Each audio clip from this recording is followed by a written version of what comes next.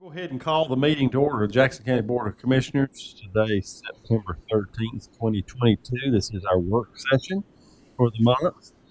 And as we customarily do, we allow our manager to lead us through all these various items for discussion purposes. So at this time, I'll recognize Don Adams, our county manager, to start the process. Yes, sir. We do. First item is we do have Mr. Harris, the Executive Director of Southwestern Commission. Mr. Harris told me that we have 20 minutes on here, but he needs an extra 15 I'm going to minutes. read the whole report, so Whole if that's report, all right. So I'll recognize Mr. Harris. Yeah. Mr. Harris. I don't know if I need this or not, but good afternoon. And again, I'm Russ Harris with the Southwestern Commission. I think I know all of you here. It's kind of like a homecoming coming to this meeting, I think.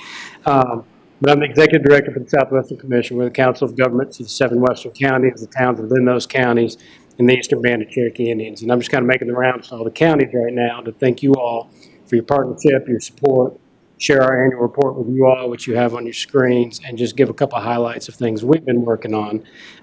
First of all, one of the ways that you all support us is through dues. We collect about $155,000 a year in dues from all of our local governments that are members.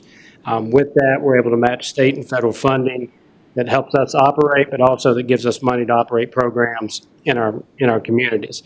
So far this year, with that money, we're on pace to bring in about $15 million in funding into the region with those dues. So about $100 for every dollar that we're paid in dues, we're able to bring in additionally. It's really not about the money, though. It's more about what kind of impact can we have. And so our mission is to improve the quality of life in the region. We do that through our 3 departments, which are community and economic development, workforce development, and aging. Our aging department helps provide funding that provides meals for older adults. They provide funding for in-home care. They also orchestrate events like the Elder Abuse Awareness Walks that were across the region about 2 months ago. And they'll be hosting the senior celebration that will be coming up September 30th in Swain County this year. Also here in Jackson County, they provide 41,000 meals. They also help provide funding for over 1,000 hours in in-home aid in Jackson County and over 1,000 transit rides in Jackson County, all those for older adult clients that they work with. Our Community and Economic Development Department focuses on housing and broadband. Those are the 2 issues we hear no matter what community we go into right now. With broadband, in the last 3 years, we've helped bring in over $10 million to the region for expansion of broadband. Here in Jackson County, we worked with Tiffany Henry last year to bring in downtown Wi-Fi into Silva. And then with housing, we helped start, we're administering the WNC Housing Consortium that will bring an allocation of regular funding to address housing in the issue. We also worked with county staff last year to write a grant to Dogwood for $2 million for the new domestic violence shelter. Our workforce department works with employers, provide training funds, helping them either train new staff or train existing staff to close skills gaps. Businesses in Jackson County that have taken advantage of those funds are Innovation Brewing, Meridian Behavioral Health, Turnkey Property Management, Ward's Plumbing, and Wilson Chiropractic. They also support our NC Work Centers. One of the things we're working on right now, unemployment in Jackson County is 3.9%. In addition to broadband and housing, the other issue we all hear right now is workforce. So we're looking at what ways can we expand workforce. And one of those is we've started to put peer support specialists into the NC Work Centers. And these are people that are in active recovery from addiction themselves. They can be there in the NC Work Center. So if somebody else comes in who is in recovery from addiction, needs help getting back into the workforce and staying in the workforce, we've got somebody there that can help navigate that system for them. We also helped get an $800,000 grant from the Southwestern Child Development Center that's kind of working on the child care workforce issue also and trying to help with that. Again, those are a few of our highlights, and the main thing I want to do is come thank you all for your support. We appreciate you all. We appreciate working with you all. I'll also say that, Commissioner Woody, Commissioner Dietz regularly attend our meetings, but you're all invited. I know Chairman McMahon has in the past. And we have a meeting on September 26th, and we'll be having a representative from North Carolina Association of County Commissioners coming to talk about opioid settlement funding and kind of what you can do with that as we start to kind of move into the planning phase of that. But if you have any questions, I'll try to answer them, or if I can't answer them, I'll get an answer and get back to you. What time is it on the 26th? It would be 6:30, and we do it at Harris at the convention center part of the facility there. Yep. And you should get an email from us, but I'll make sure you're on our list. That usually comes out in about a week. and come out with the agenda. Commissioner Woody? Um, when you were talking about, I didn't get the name of that program where it's a workforce program where you're helping those who are coming out of addiction. What's the name of that? So we just call it our peer support specialist. So we got funding through Dogwood, and we call them peer support because they've kind of been through the same thing that their clients have been through. So it's somebody, if you haven't been through addiction, it's kind of hard to understand that world. I mean, we have some idea, but if you hadn't been through it, it's hard to have a full picture. So somebody that's been through everything they're going through there that can help them with that. We, as you know, we have, we're starting our process of planning for the use of our opioid settlement funds. And I'm trying to keep a list of what is currently in place and then look at where we have gaps. So I'm trying to make, be thoughtful about where some things are already addressing some of these concerns. And this certainly is one. So thank you. Yeah, no, absolutely. And I, not to go off topic too much, I know we're probably going to have this conversation, but Swain County got some planning funds through Dogwood, and they've decided to kind of share those with the region. They would rather just do a regional effort than housing it themselves. So that's a conversation. If local governments are interested in that and kind of engaging in that, that's a conversation that I think Shelley Foreman's reaching out to you, Mr. Adams, to talk about that. But not to go off topic, but we're kind of paying attention to the same thing. Yes. Yeah, other comments or questions? Yes, Go ahead, Commissioner Deeds. I think we're very fortunate to have a Southwest Commission in Jackson County, and I brag about it too much to bring up the city. But I am so proud of Russ and the job he's doing and how professional he is and how he represents the commission and from day to day, and everything about him is so professional. Appreciate it. Thank you. You said earlier my wife embarrassed you the other night. I think you're paying me back right now, right? But no, I appreciate your comments. She does great things for our community as well. Well, thank you all. Southwest Commission is a very vital, important organization in our region. I know I did an interview yesterday, and one of the questions that came was about challenges to our jobs. One of the challenges, and I said, well, given how isolated in some ways we are in the West, it creates challenges. Our topography creates challenges, and that's why it's vitally important that we partner with our neighbors. And there's no better way to partner than through Region A. And I highlighted some of the things that Region A was doing, that these are the ways that we can work together to accomplish more. So it's a great organization. Y'all do a great job. I was honored to serve as chair of Region A back in the mid-2000s, and I couldn't say enough good things about what y'all do. Well, thank you all. We appreciate you. That elderly lady called me the other day about a problem she had, and I just really didn't have an answer for her, but I said, I give her the number for Deborah, and I said, if you'll get hold of Sarah Jane, she'll take care of it. Yep. And I'm sure, she didn't call me back, but I'm sure she did, and I'm sure Sarah Jane took care of it. Well, we had a call the other day, and the aging part I don't know super well, and I had a woman from Cherokee County said, I got to get to a doctor's appointment in Asheville. What can you do for me? And I did the same thing. I called Sarah Jane. I said, yes, I'm sending you an email. Got her contact. Can you do anything? She said, we're on it. And so I done. So There's a bunch of Sarah Jane took That's care of about it. yeah. People really do a good job. Yeah. Yeah. Absolutely. Well, good deal. Well, thank you all. Thank you.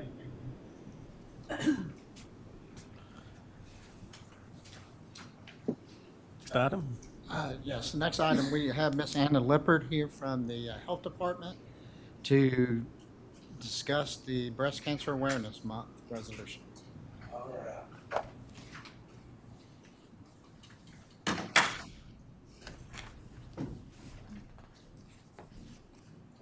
Well, I don't have much to discuss. Or present or discuss. Yeah. I noticed when he said that, you was like, Oh, I'm up. all right. Yes.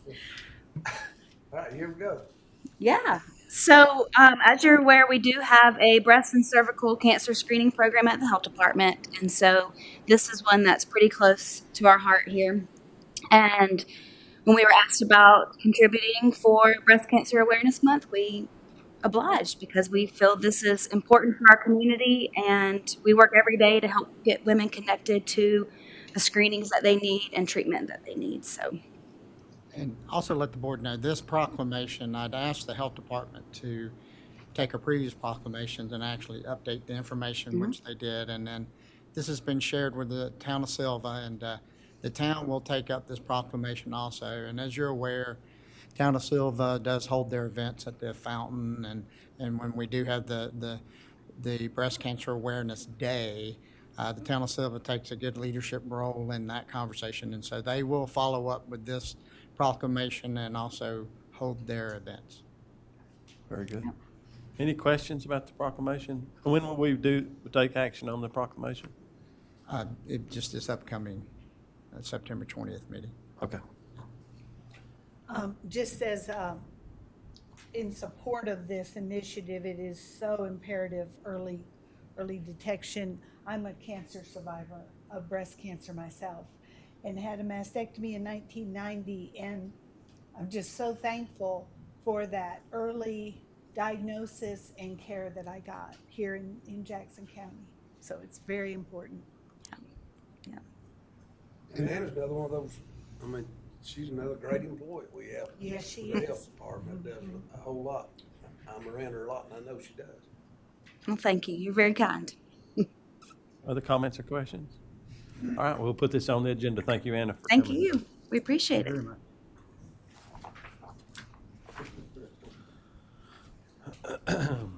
Next item, we do have our rec director, Mr. Ellis, to come and discuss the proposed splash pad park architect agreement for the Cashers area.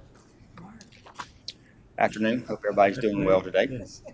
Yeah, like Don said, I'm here to present the contract. I think everybody has it from Equinox. You know, we submitted bids out, I want to say in early June to get a contract for that. And Equinox was the only firm that agreed to do something. And as you can see in front of you, we have a detailed contract from Equinox that actually includes the surveying of the entire parcel, site analysis, site plan, construction drawings, specifications, permitting, and construction observation. So basically, they will do everything that we need to do in order to get that those plans out for bids for a construction company to come in and start that phase one of this master plan that we actually have in Cashers. Phase one will actually be the construction of the splash pad, actually demo of the pool, everything that's up there, the tennis courts, walking trail, everything up there will be actually excavated and brought back to where it needs to be at for phase one and for phase two. So phase one will consist of the partial of the walking trail, the splash pad, and the excavation and stormwater.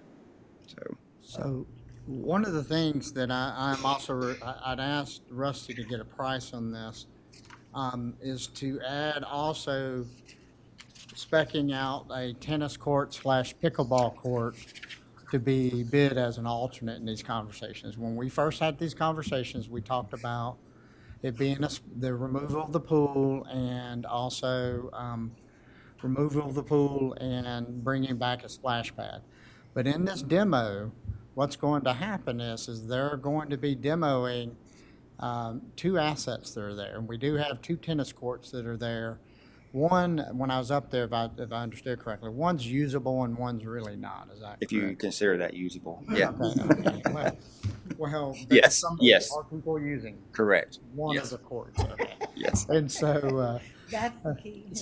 I define usable as if you are using it, yes. And so one of the things that I thought, we're proceeding forward, we're moving the pool and putting in a splash pad, but as we're out there grading, we might as well just see if we have the ability to maybe replace or put back one of those courts, because we are removing an element or an asset that community is however you want to define usable. They are using. Yes, they are that currently facility. using it. And so I think I should at least give you the option to try to replace that facility if we can afford to do so.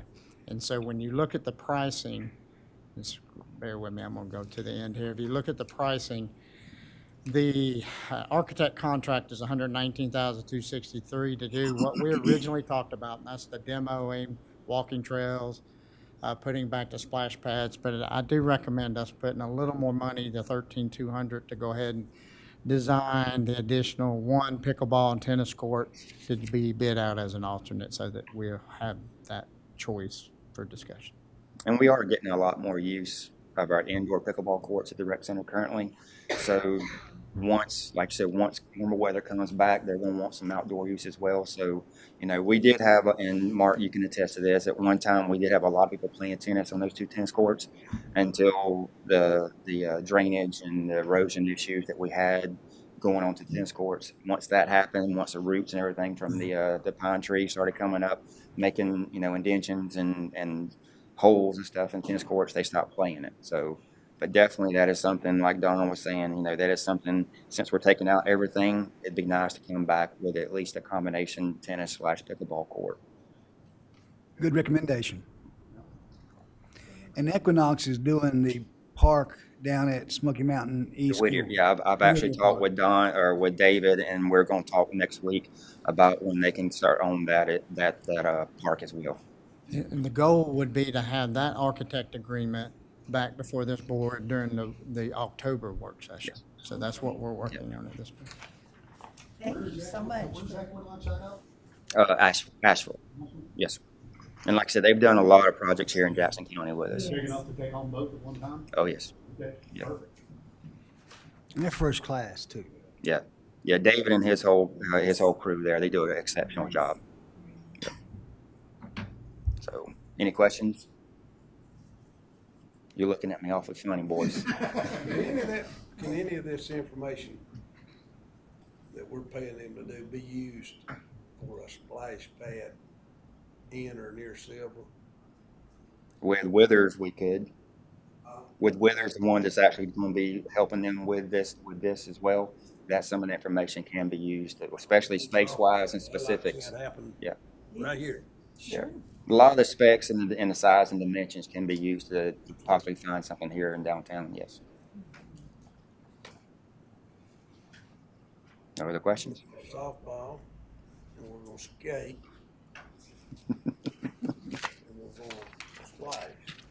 And speaking of splashing, New Atlantic, that's off topic. New Atlantic came in yesterday, and then they're putting up silt fence and stuff at Cullowhee now. So the process has started for the Indoor Aquatic Center. Yeah. People have asked me, Yeah. when are they gonna start? So, all right,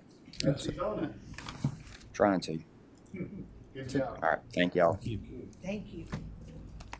So the request is for this to be put on the upcoming September 20th regular Any meeting. objection? Hearing none, we'll put it on the agenda then.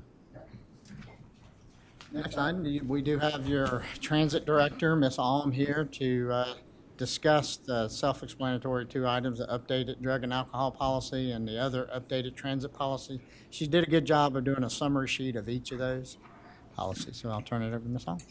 Thank you. Good afternoon, Commissioners, Chairman. As far as the first policy that I'm addressing is the zero tolerance drug and alcohol testing policy. This is a requirement from FDA and NCDOT, and they've just simply provided us the latest template with their specifications in that, where they define positive or negative for alcohol in urine testing for our employees. They define the safety sensitive employee, which is the requirement and how that definition is on who gets testing. And that involves pre-employment, random, post-accident, reasonable suspicion, and return to duty. And so again, this is just the latest template from them, just making sure that we are adhering to their policies and procedures. Do you have any questions on this particular template? Okay.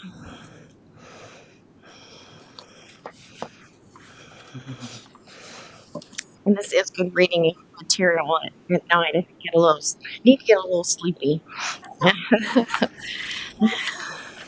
I thought thought that was the budget. Oh, sorry. So the next item that I have are simply just miscellaneous policies that I've had to review. As I mentioned in my memo, this particular year, Jackson County Transit has been selected for a proficiency review, which typically occurs every 3 years. And because of COVID, it was delayed a little bit. But in that process, I went through and started reviewing our policies and procedures and just found that a few needed to be updated. They're very minor wording changes. But I put before you the cash management policy, which is basically just our cash handling procedures, especially for fares, for transit fares. The next one is for charter, or chartering, as I would say, and how we have exemptions that we can transport other folks, such as for human service agencies, and also the exception of being able to transport official governmental officials like themselves. April, if you would, and this would be good for the public to know and the board to know, a charter policy, when a private function calls you up and says that they would wish for you to maybe provide transportation services for that private function, talk to the board, and it's really for the board and the public to get a little bit better understanding of what you have to do in order to provide that service. And this is for a private function, and these rules are in place because we get subsidized by federal and state dollars. So they have to be very specific in regards to when we start competing with other private services. So just mention that a little bit, or talk about that a little bit. Well, these guidelines originally were put together by the transit staff previously, based on the CFR that was originally put in place. But it prohibits recipients and subrecipients of federal transit assistance from providing charter services using the federally funded equipment unless there's an exception. And this does get into when you have requests from certain groups that want transportation. And so they have to set aside guidelines on who we are allowed to be able to transport when it is a private service requesting. And I just want to point that out because sometimes people are confused when they call up transit and they're asking transit to provide a private service. And we just have some restrictions that we have to comply with. And the whole basis of that is so we do not utilize federal state dollars to undercut private businesses. So I just want to point that out. Yes, and basically what we're doing is just making sure that we are following those particular rules, defining who can and can't ask as a group in private service, and also making sure that we are in consultation with the DOT if we do get those questions, and making sure that we are asking them if this particular group is an exception or is an exemption. Are there any way there would be an exception about taking someone from say a health facility to church? With public transportation, this is more along the lines of group services, and typically we don't have a definition when it comes to public transportation, but if it is a private group, that's where that comes into. And the examples are We got Olympic music going on there.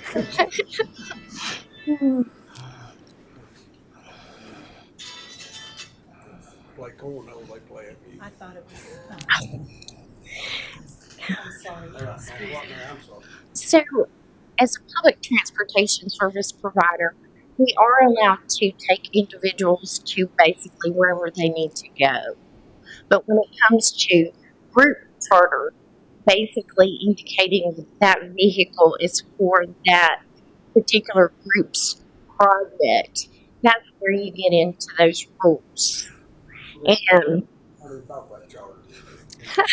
Y'all, you personal transportation for church? we can, yes. On an individual basis, yes. On Sunday? Well, currently our office or our operating hours are Monday through Friday, 7 to 5 p.m. Okay. And the reason I ask, I know some of these people have some of these rest homes and whatever. A preacher called me the other day that me to pick up this lady. She wants to, and ended up she called and said they did something else, but to get her to church. And I was wondering, I'm sure there's a lot of people maybe there like to go to church, but they don't have a way. Maybe that's foolish, I don't know, but I just, Not at all. Not at all. Some churches have buses though that will pick up people. yeah. What we start to, or would need to look for future purposes for transportation is if we started getting into the weekend, then we have to look at a budget.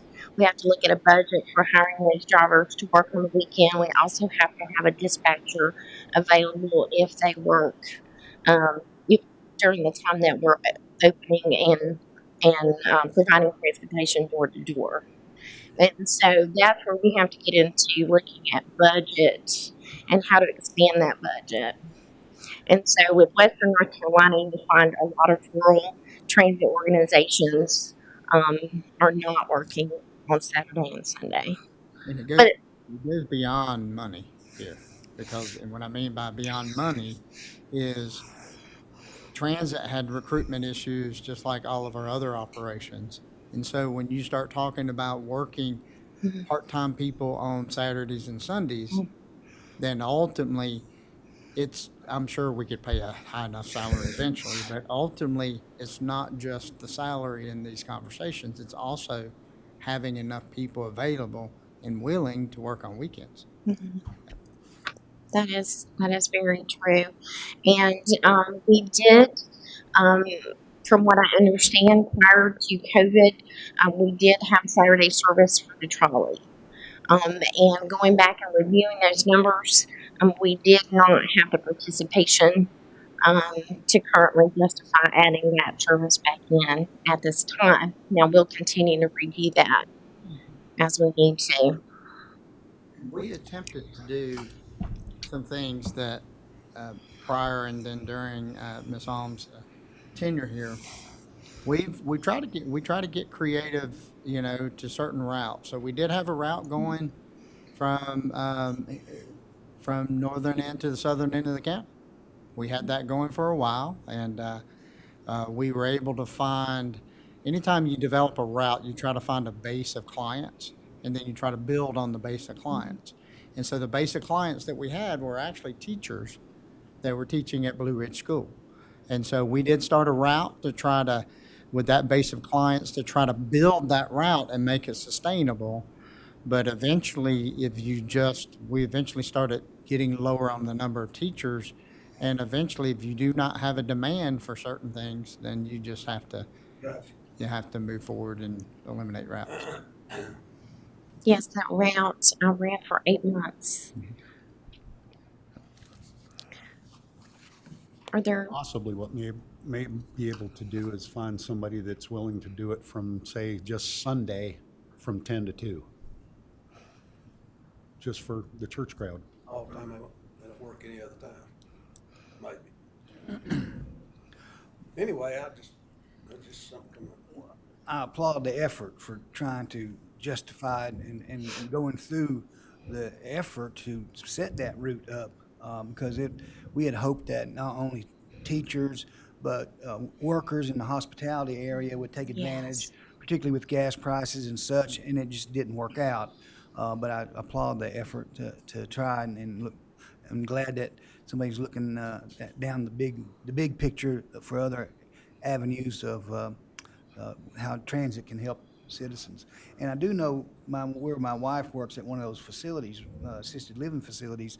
Most of them have a vehicle for transportation, and they take the ones who are able to go shopping. They do structure it might be the question to ask that facility to set up a Sunday, maybe a time at that facility where, and I'll even mention that to my wife, where they can go to multiple churches in that 2 or 3 hour period. But there are some facilities that have that transportation component.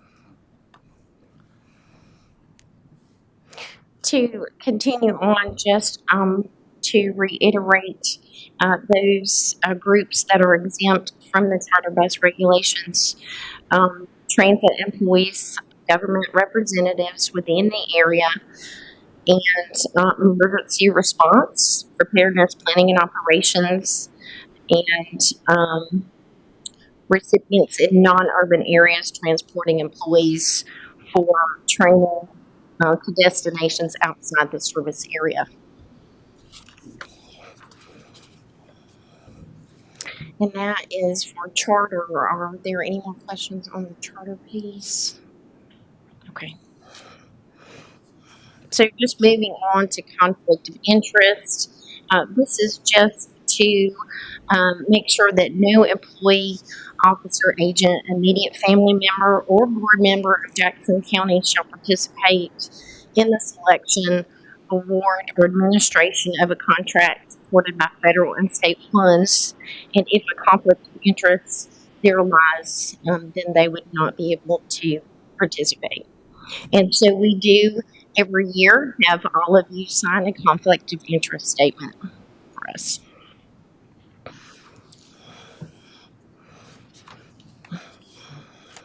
Are there any questions on that particular policy? Okay. The next policy is fare and service changes.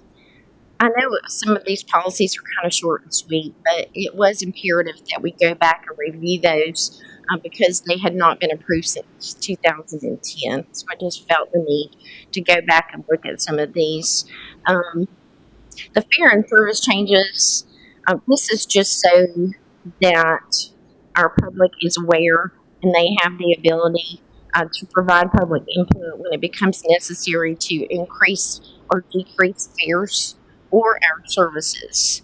And just having this policy approved, while the minimum requirements are 30 days that you have to have a public hearing if you do plan on making fare or service changes, we actually have put a minimum of 60 days to give the public plenty of time to be aware of any changes and give their input on the services or fare changes. And it's also noted that those comments will be considered in the final decision.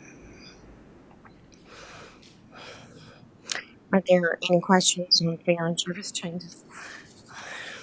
One other component, just for the board's information too, and the public, is April, they do have a transit advisory board, and the makeup of that advisory board are a lot of the stakeholders or users of her service. So not only are we talking about, when we talk about fares, we're talking about fares to the public, but we're also talking about fares to these other organizations that we also have financial relationship with, and they have portions of their budgets that are dedicated for transportation services. So the reality is whenever transit starts having a discussion with my office about fees, one of the first questions that I ask is, have you had this conversation with your advisory board? Because the fees that we're talking about, when we change these fee schedules, it's not just the public. You know, ultimately with the public, a lot of times you're talking about changing their cost share from $1 to $2. Well, where this really impacts when we start talking about fee structures, it also significantly impacts the human services transportation that we provide to other entities, whether it be for aging and so forth. So just want to let you know that when a fare change is brought to you as a board, we have this process for the public, but she's also going through and having conversations with her stakeholders who actually pay a significant annual amount for her service. To the increased cost of gas, and even though it's going down, did you have to adjust your fares? No. We did a lot for, we budgeted for our gas, and we were able to do pretty well with what we budgeted for with this upcoming year. Also, if I'm correct, Darlene, when we purchase, we do not pay fuel tax. That's correct. So we do not pay fuel tax, and so we do see a little bit less cost, obviously, than what per se the public would pay. Last I recall, gas tax, fuel tax is about 30, low 30 cents, 32 or so a gallon. So, and I can tell you the specific COVID dollars that have gone to transportation, that are outside of the COVID dollars that we have, that's been brought to you for discussion, has helped offset these costs and Yes. also it's also what's allowed transit to try to go out and do some creative transportation routes just to see if there was a need during COVID, i.e. the route to Cashers and so forth. Mr. Adams is correct. With CARES funding, I think we were able to claim approximately $352,000 from the CARES grant, which then allowed us to only cost the county approximately $25,000 to operate this past fiscal year. So CARES funding did assist, and we did use the gas expense to claim with that CARES grant funding. I do have one question. Do you transport many students? I know they have the CAT tran and all around campus. Do you transport people from campus to, say, Walmart or Silva? CAT Tran currently provide services for most of the campus area, or all of the campus area. But with that, they also transport to Ingalls and Walmart. Now, that's about as far as they will go. And so we help offset that. So we do have students who call and request trips. We also help with their long-range travel of taking them to and from the airport. Yes, great. Thank you.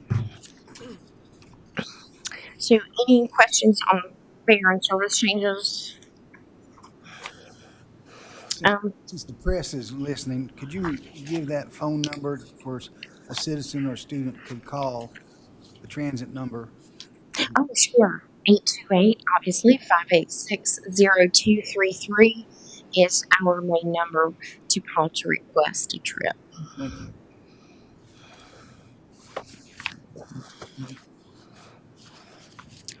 The next item that we're looking at is a refusal of service policy, and this is just to make sure that we're in compliance with federal regulations pertaining to the operation of our vehicles, but also to ensure that the fair and equal treatment of all of our residents who are utilizing the service. And so we do have guidelines if a particular passenger is abusing the service, or that they may be using, if they're posing a threat, health risk, or if they're a direct threat, such as using abusive language and so forth. And so we do have those guidelines listed, in that we do have the right to refuse service, even with someone with a disability, if they're engaging in violent or disruptive or any kind of illegal conduct.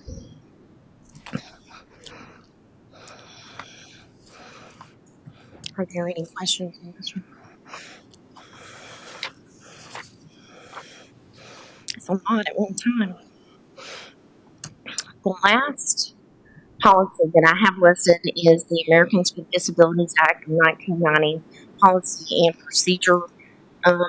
It's basically to establish operating and service guidelines and procedures for the implementation of the requirements of the ADA. And so we make sure that we provide service and in such a manner that we are following these guidelines. This particular item has a list of definitions. And our basic goal is to make sure that we are providing individual, dignified services to all persons, including individuals with disabilities, and that we are providing them safe and efficient boarding, securing, transporting, and alighting of passengers regardless of their mobility status. This policy also discusses the use of service animals, and then it goes into the process of how we handle any kind of modification of the policy or if there is a complaint. And attached, you will find forms that we have associated for incidents or complaints and the reasonable modification form. What about emotional support animals? How do they handle that? Emotional support animals are not recognized by the North Carolina DOT. For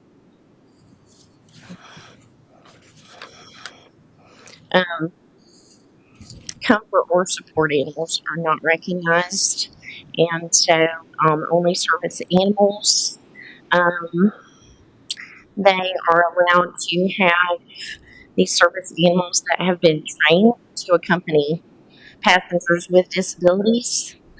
We can't ask for proof of the qualifications of the animal, but we can ask of the task that the animal performs.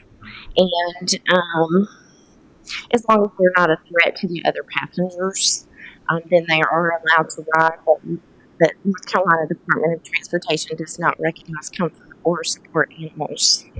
Tag along with that, the 58 community colleges throughout the North Carolina do not recognize emotional support animals in the classrooms, or they can come in a vehicle on campus.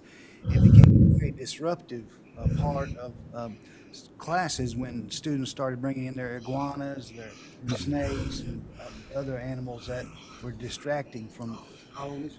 Well, oddly enough, ponies can be service animals, trained service. Yes, miniature horses have been defined as a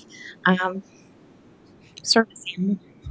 You can have your, like I say, you can leave your emotional support animal in the car. It's where I work. We get challenges all the time. You can tell us certain animals are not trained service animals, and they're just using that as a reason to get their animal in the restaurant. But So if it's a man that has no sight, that's blind, he can use a seeing eye dog on the bus, right? Yes, that would be considered a service animal. Do you have any more questions regarding this particular policy? Any other questions? Okay. Well, we'll take these changes up at our next business session. Thank you. Thank you so much for that service you provide. Thank you. All right. Thank you. Next item, we do have Mr. Dillard here, the Director of Emergency Management. 2 items. If you recall, when Commissioner Woody had brought up made some comments from the conference, I made the comment that Mr. Dillard was already scheduled to appear before the board. So 2 things. He was already scheduled to appear before the board to discuss the Regional Hazard Mitigation Plan. The second part of this is the Emergency Operation Plan discussions.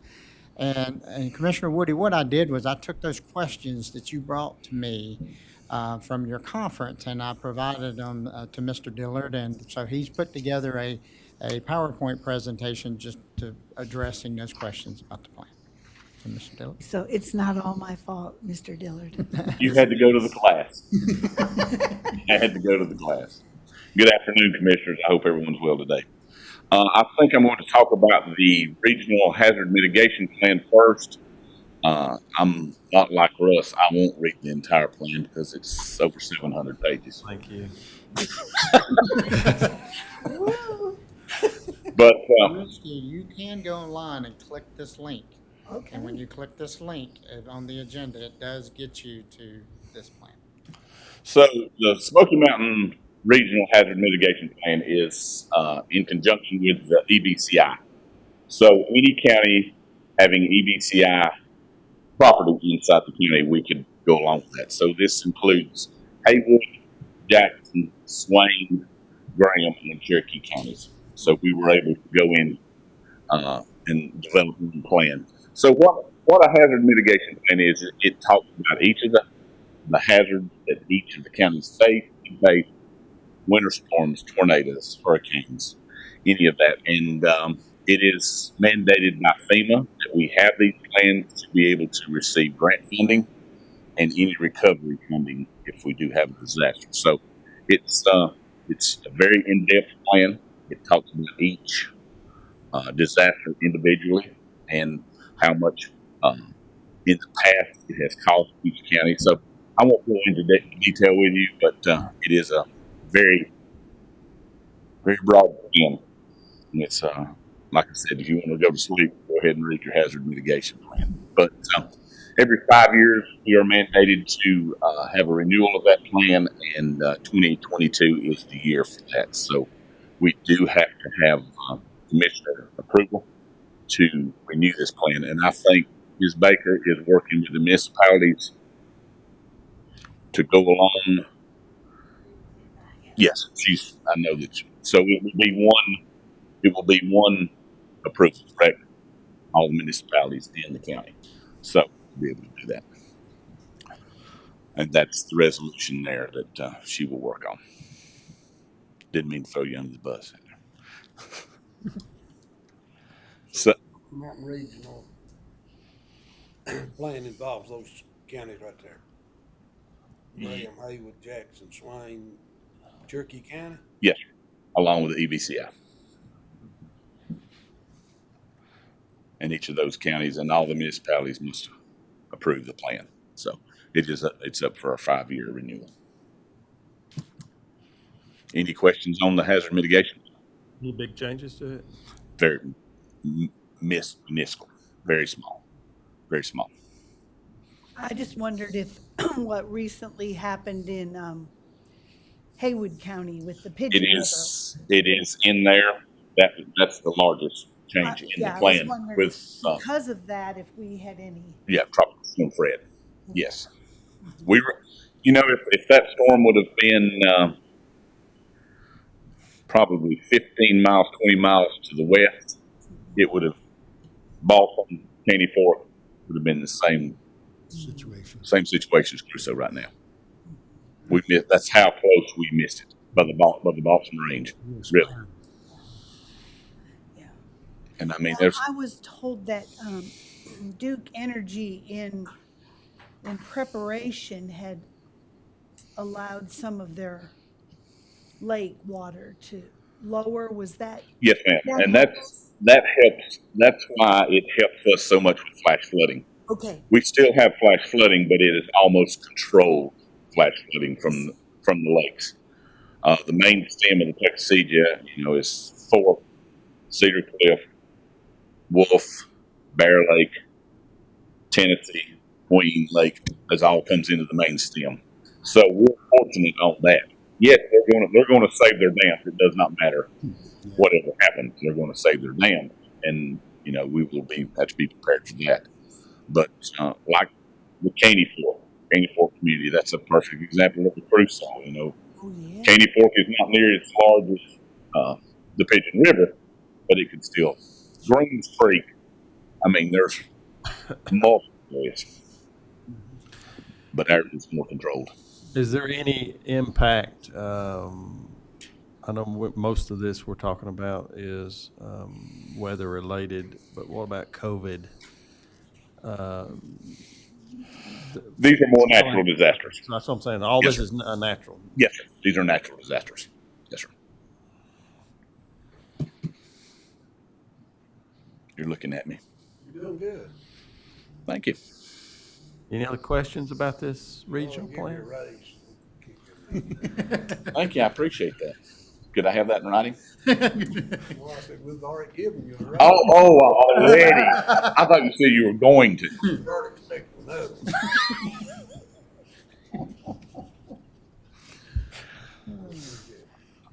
All right, we will talk about the emergency operations plan. Past President Williams of the North Carolina Commissioners Association developed his initiative in 2021. Yes. For his initiative was called 100 Counties Prepared. So they came up with a checklist, and some of the people that's on the task force I know very well, and have worked with them many times before. So Mr. Adams wanted me to come up and discuss a little bit about our emergency operations plan. And we're fortunate here also in Jackson County that the Board of Commissioners is all, the chairman is also a fire chief. So that helps us a lot here in the state of emergencies, things of that nature. So what is an emergency operations plan? It pretty much just assigns responsibilities to different departments to carry out actions, describes how we will protect people in the county. It describes the different entities in the county: fire, rescue, EMS, emergency services, law enforcement, what they will do in certain situations. So it's an all hazard plan. Not only is it a natural hazard plan, it's also a man-made hazard plan. So it is all inclusive. So our last emergency operations plan was updated in 2018. We usually put that on the 5-year cycle, but since Miss Woody had went to the class, we went ahead and did this a year early. So it will be updated this year with the board approval. I must have board approval on this also to update the plan. So I feel real good about our plan. I do. It's a lot of plans are put on a notebook, gather dust on a shelf. Luckily, this one is used. I shouldn't say quite often, but it is used. So what is the board role of the board?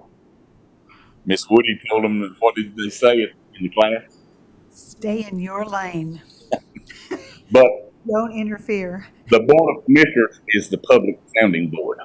Yes.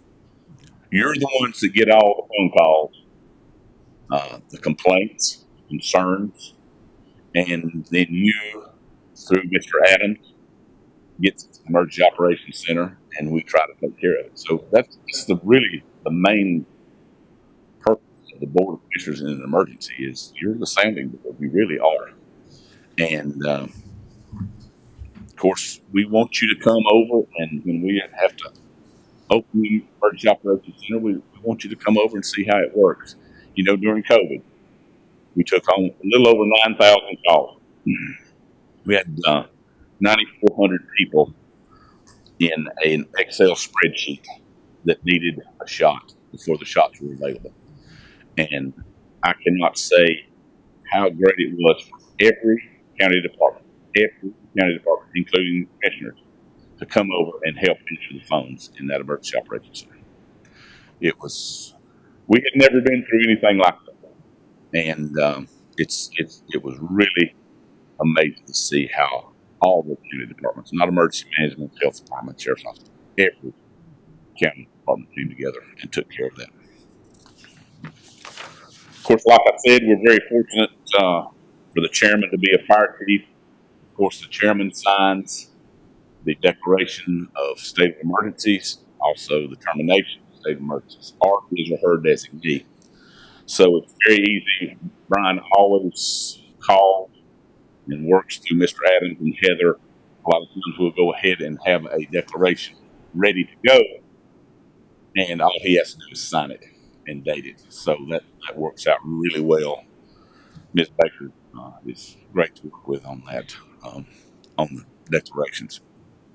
And then on the emergency management, I didn't know on the North Carolina General Statutes, our walking orders are from 166A. That's the Emergency Management Act of the state of North Carolina. So we work through that. So more on the roles and responsibilities. Of course, the emergency manager takes care of the Emergency Operations Center. A lot of people think that emergency management goes on scene and takes over the scene. We don't do that. We're never the incident commander for a fire, rescue, or anything like that. We support that emergency manager. So if Chairman McMahon has a large search in his fire district, we go and we support him. We support him with maps, we support him with resources, personnel, whatever he needs. So we work hand in hand with that incident commander on that scene, but we're never in charge. We're never in charge. But during a state of emergency, it does give us a little more authority to take care of the Emergency Operations Center. And then we are in charge of getting. Oh, wow. Pickle They play that on cornhole?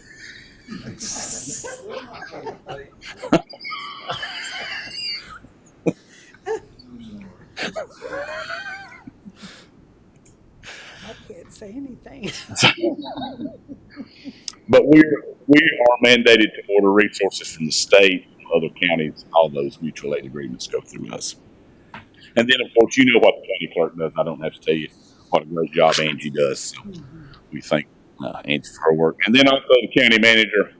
He is overall management of the department personnel. And one good thing I will say about Mr. Adams, every morning when the EOC is open, he comes over and he'll have a cup of coffee with us, and we give him an update. He is very hands-on, so I do appreciate that with him. So, going back to roles and responsibilities, to kind of clarify, this is the time when we start talking about emergency plans and things of that nature. I don't want it to sound like the board doesn't have any involvement in these conversations. This, in the non-emergency time, is when we have time to discuss Yes, sir. training and things of that nature. But when you're in an actual emergency, I'll sit here and point out I'll sit here and look at this organization chart. The reality is, when you're talking about the actual emergency itself, it really is the incident commander, okay, that's out on scene, and or if we're in a state of emergency, Todd is underscoring his authority here, but it really is the emergency management director. And to me, when we talk about staying in your lane, I'm just following up on that. It doesn't mean that the elected board doesn't participate in these conversations, that you don't get reports after the fact and or understand what the plans are, and doesn't mean you don't participate in that fact, in that method.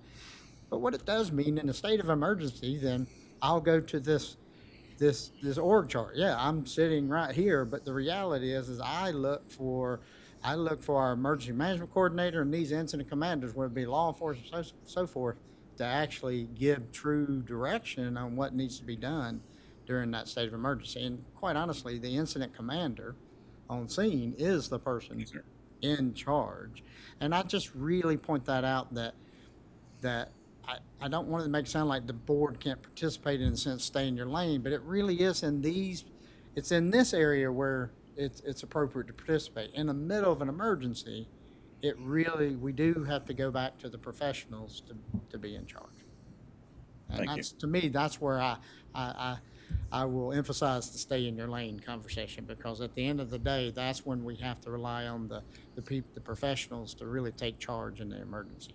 You've got what's called a hot wash afterwards. Yes, The professionals will meet after every incident, and they'll sit there and talk about pros and cons and things they could have done better and things that went great. And that's how they improve internally. And obviously, you as a board and me as a manager, if there are things we can assist on, whether it be through this plan or resources, those are all the times, in my opinion, the appropriate ways that we get involved in these conversations. There's always room for improvement. Absolutely, especially in our business. Yes, sir. Always. With annual training, we do not have annual training, but I will be applying for a class. It's emergency management and elected officials, so I hope everyone will be able to attend that. I've talked to my area coordinator about this, Danny G, and we're going to try and maybe do Swain and Jack together. Sure. Maybe have it somewhere in Woody or somewhere. I think that will work out very well. Mentioning that, if you could, Mr. Dillard, the relationship we have with Swain County and our emergency management operations, please. We are Jackson County and Swain County was the first counties in the state of North Carolina to have a true backup sister center. So everything that Jackson County has in our 911 center, we can do in Swain County and vice versa. Actually, we're getting ready to purchase new desktops for our dispatch center. And we were actually going to have to go to Swain County for 3 days and work our center out of Swain County, which we can do. They can page, answer our 911 calls, CAT, our same calls we have. They're identical centers. Going over there while they set up the new system. Yes, sir. Yes, sir. So it will still be covered. So it's awesome what we do with Swain County. And my mentor, and he gets mad when I call him that, but he is David Breedlove, who is the emergency manager in Swain County. He's retiring in December. So I hate to see him. That's a lot of knowledge that will be leaving the field. A lot of knowledge. But he's close. He's close. He lives in Jackson County. Really? He does. Oh, He lives on Chili Creek, and he promised me if I need him, I could call him. Don't worry, I will call him. Sure. I will call. So our municipalities in the EOP, Heather, she is going to work where we'll have all the municipalities follow under our one emergency operations plan. Now, also with the municipalities, and Ms. Baker can talk about it more in depth than I can, each municipality can declare their own state of emergency, or they can fall under Jackson County state of emergency. And that's what we've done the last few times. Go ahead, Heather, I'll let you. Yeah, that's what the first time we did that actually was the COVID declaration, and all the municipalities agreed just to fall under ours, and we stated that in the declaration. They always can choose to do their own Yes. or join with us, and sometimes it just makes sense to do it as one. It's easier to get the paperwork. It really is. Well, and for people to understand. Yes. I mean, honestly, since I've been here, I haven't seen it any other way. Generally, if the municipalities are involved in the need, they have followed through and pretty much. They have. So some of the floods, we've assisted them. They've done their own, and we've helped them. But this And that's to find each mayor. We have to find each mayor, each clerk, so we have to get their signature. And the good thing about this also, it's, as we said, it's one document, but, Brian can declare a local state of emergency. Say it's the Baltimore, keep using his fire district, but it's the Baltimore, there could be a hazardous material leak or something up there. He can declare that state of emergency just for that area. It does not have to be a countywide, so it can be localized. And how can you help support the EOP, understanding emergency management, providing support, which y'all do, and we're so thankful for you. I do appreciate all the support that each of you do give us. Just to help provide the funding. There you go. The funding and I'll be honest with you, it's amazing that what resources we do have in this county. We're very fortunate. We're very fortunate with the resources we have in Western North Carolina. Just a side tidbit. The sheriff purchased a new underwater ROV, and Graham County last week requested assistance from Jackson County, and we were able to find the body using the new ROV. So What does that stand for? it's underwater, unmanned ROV, remote operation vehicle or something. It's a submarine. It's called a submarine. But it's not a person, it's No, ma'am. It's remote. Remote. it's like you're using a game. Okay. The mini submarine remote control, you can get out, doesn't take a diver. It was made. It has a claw on it that we can use, but we were very fortunate, and so we were able to bring closure to that family, and that was in Lake Santia in Graham County. But first out, we helped locate the body, so that was a great thing. Good thing to have to keep our rescue divers safe. Absolutely. Now this ROV does not have enough power to bring the body up, but it can. What we can do is latch on, the divers can go straight down the tether and straight to Okay. the bottom for the recovery. So it's going to be a great tool in the toolbox.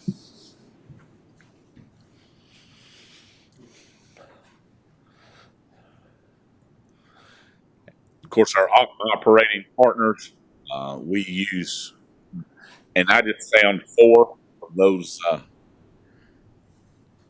diagrams there. There are so many. We're very fortunate here also that when we do open the EOC for large events, we have a Red Cross representative attached to our EOC. So they work with VOADs, voluntary organizations assisting in disasters. That's your Baptist Inn, your Corps, Salvation Army, American Red Cross. So we have someone in the EOC that's embedded there that assists us in getting those people brought in to help. So. And then, of course, our local partners, our volunteers, I always say they're the most important part of emergency services in Jackson County because they do it for free. Our volunteers they're the ones that needs the kudos. It's not us paid people. It's the volunteers that come out in the middle of the night, 2 foot of snow. They're leaving their family with no power, whatever. But we're very fortunate for that.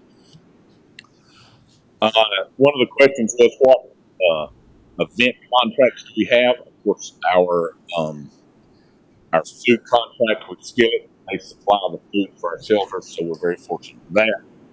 And also the EOC. And then the state has a statewide regional pre-position debris removal contract. As you can see, we're in Area 13, which encompasses the entire western part of the state. So it is voluntary that we go with this program, but I will always suggest that we go with that program. The contract already in place. Still up to us to take care of the the local work that they would come in. That's who Haywood County used it, Fred. Okay. Was already the company that had the contract. Southeastern Debris Management, I believe, is the group out of the eastern part of the state. What's this group at Boston? They're down at Sonu. They are, they work, well, I think the main thing they work under is Phillips and Jordan. They're a subcontractor for Phillips and Jordan, or always have been. Now, they could be something else now, but that's Thunder, what is that? The recovery. Yeah, right next to the Clayton Mobile Home Park. You know, up there in Kentucky, they had all that bad flooding. Yes. I know they were up there. Yes. Usually they're a subcontractor for Phillips and Jordan. That's who they usually work under. They've got a lot of good equipment. They really do. It really is nice stuff. So communications during an emergency, we're very fortunate here in the county also to have our Code Red system. If you see people that has not signed up for it, please tell them to sign up for it. That's the only way that we can get to that person. They actually have to sign up for this program that we have. And we also have the weather warning attached. So when you sign up and you accept the weather warnings, you'll get thunderstorm warnings, flash flood warnings through Code Red, not only the National Weather Service. We do work through the National Weather Service via wireless emergency announcements. You will see every telephone in the place will alert. It does not matter if it's on vibrator or what, it will alert for emergencies on that. And we can use them not only for weather alerts, we can use them for civil emergencies also. And to sign up, is that on our jacksonnc.org? Yes, it is. Main page. Click on the Code Red link. Yes. It's a great program. And our Facebook, we do have Facebook local alert that's right there on that Code Red right there. We have Facebook local alert. I thought was going to be easy to get, but it took us about 6 months to get that. But what that will do, that'll supersede any message you get. It'll put it on top of your Facebook page if you follow Jackson County. That will do it for any. You don't even have to follow Jackson County Emergency Management, do you, Kathy? It's whoever's in the county. So it goes by location. of your page. Okay. Yeah. Yes. So come up with a big asterisk and a warning sign. It's very nice. The last, I think one of the last ones is rescue and recovery. Of course, it does talk about in the emergency operation plan what we do for the rescue and recovery, mitigation, public health. We do have annexes for our shelter and our mass care. We work hand in hand with DSS, American Red Cross. That's who takes it over. Right now in our shelter plan, DSS will operate all of our shelters for 72 hours. American Red Cross will come in and still support with food, but after 72 hours, they will come in and take over our shelters so we can get those DSS workers back on the job. So, but for the first 72 hours, our DSS personnel takes care of the shelters. And we have 8 shelters throughout the county. So we're very fortunate with that. And most of ours are county facilities, are schools. So we don't have to. Our only main one in Silva is First United Methodist Church. Okay. So we have that one. Is it premature to talk about the program that you're looking to do with cell phones for 911? No, sir. Yes. It's called, this is a new program that has just come out nationwide. It's called Preferred Life. What we will be able to do is we can receive a 911 call from a cell phone. When we receive, let me use an example of someone breaking into their house. So what we can do, we'll be able to do with this new program, we will be able to tell this person, stay on the phone, we're going to send you a link. They will click on that link as long as it's good cell service, and we take over the camera on the phone. So say someone is breaking into your house, turn your phone around, just point. If you have to see, if you need to get away and hide, put your phone somewhere. We're watching live what's going on in the house. We can also switch the camera so we know who's talking to us on the phone if something was to happen.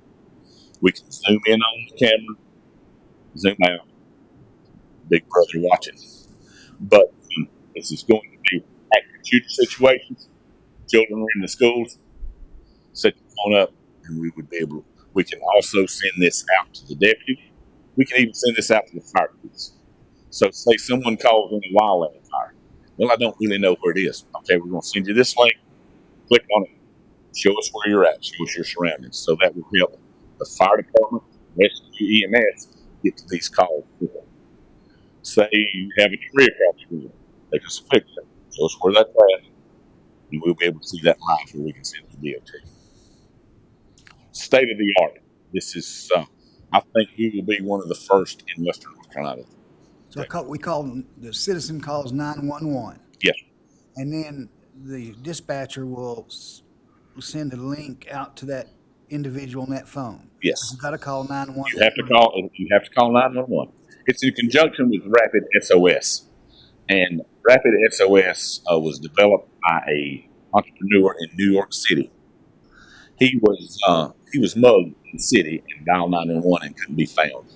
His the center's map didn't locate him close enough. So he developed this Rapid SOS. It's free to every 911 center in America. This Preferred Life is free to every 911 center in America. It'd be really nice if they could get it to where it pinpoint, like how you drop a pin, where you It'll drop a pin. On Rapid SOS, don't know exactly where that person is. and if they're driving down the road, Rapid SOS will follow them driving down the road. Nice. We can also, if one of the rescuers will call 911 on Rapid SOS, we still have the person that's lost. We can walk those rescuers right to that person because we're following them, the rescuer, plus we're watching the person who's lost. When is this going to be activated? We will sign the contract. We're working on the contract as we speak, so I'd say within the next couple of weeks. Excellent. Another component there, I don't want to stay on this too long, but emergency medical dispatch. EMD, we're This application applies. oh yes, absolutely. If we're watching somebody do CPR, whatever, anything like that. Describe, can additions to you? whatever. We can use this across the board. We can use it across the board. Mr. Dillard? Yes, You training this young lady over here so when you retire, she's going to take in your footsteps? I hope so.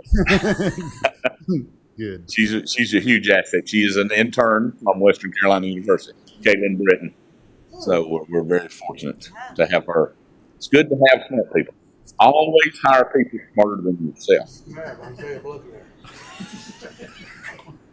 Boy, you're wide open today, aren't you? Yes, sir, buddy. Where's she from? She is from Catawba County. You won't hold on to you.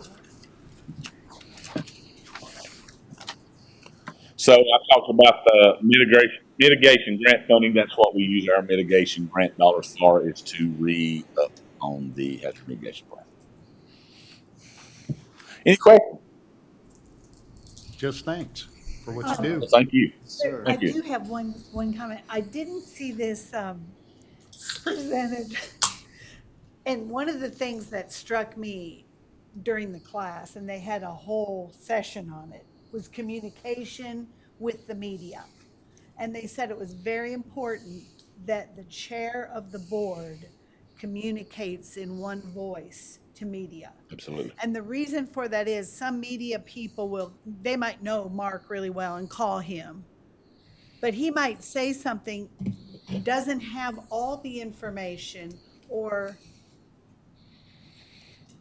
the current information, but the chair does, because that's his job during this. So referring media people to the chair during that real crisis time, not that no one else can speak, but it's that you present a united voice to the media, because what happens then is the community responds to pieces of information, and we all know what wrong information does. So And we that have- was a very important point they brought out. Yes, ma'am. And we have a couple of very good public information officers that writes that information up to give to the chairman, to give to the county manager, where we are speaking with one voice. And I think it's a blessing and a curse, social media, It is.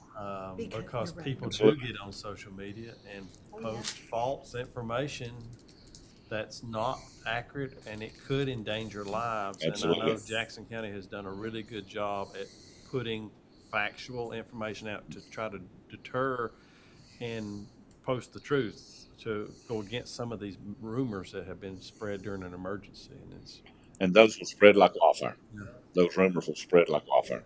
And they said one of the worst things you can do is no comment, because then they frame their own response. Media wants something to put out there. But if you say, I will refer you to Chairman Matt Mahan, and he will give you the most current. You're not saying no comment. You're just making sure, Gail Woody is making sure that they get one voice from our leadership. Yeah, absolutely. So- Yeah. So what'll happen on that also for board members is in states of emergency, we do have the org chart here. We do, depending on how it's set up, we generally appoint a public information officer. When there is information disseminated, we attempt to send it out to board members, okay, so that you have the official Yeah.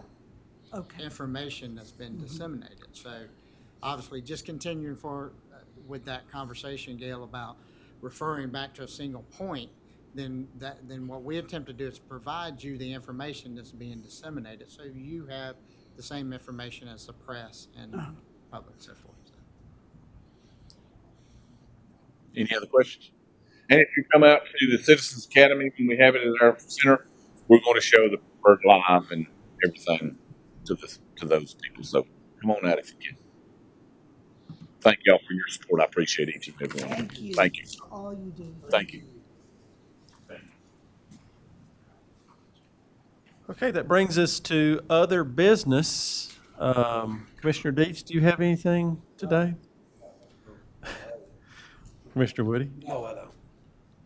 Well, I'd just like to remind everyone that these next 2 weeks, starting actually Saturday, the 10th through the 24th is Keep Jackson County Clean and Green, our litter campaign.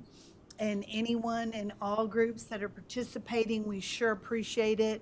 We have gotten amazing support from several different organizations and just departments in our own Jackson County government. So we appreciate that so much. So just everyone, if you're walking anywhere, take a bag with you and pick up litter. And we'll have Jackson County clean and green. And then the other thing I did want to mention was that there was some thoughts about who we might have share about some issues with the opioid concerns, and if everyone would just look at those and see what you think about that. Commissioner Jones, anything today? Thank you, Mr. Chairman. Commissioner Stribley? I just want to share that I went to the Cullowhee Valley School ribbon cutting for the new kids area. And if you get a chance, go by and check it out. I They did, it's put great.